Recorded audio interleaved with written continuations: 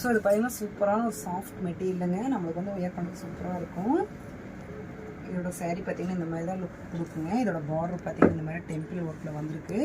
இதோட பல்லு பாருங்கள் இந்த மாதிரி ஒர்க்கில் வந்திருக்கு. இதோட ப்ளவுஸும் பார்த்தீங்கன்னா இந்த மாதிரி தான் வருங்க. இந்த மாதிரி ஒர்க்கில் வந்துடும் ப்ளவுஸு. வியூ பார்த்தீங்கன்னா இந்த மாதிரி தான் இருக்கும். ஜிக்ஸாக் டைப்பில் தான் வருதுங்க. இதோட கலர்ஸ் எல்லாமே இப்போ நான் ஒன்று வேணா காமிக்கிற பாருங்கள்.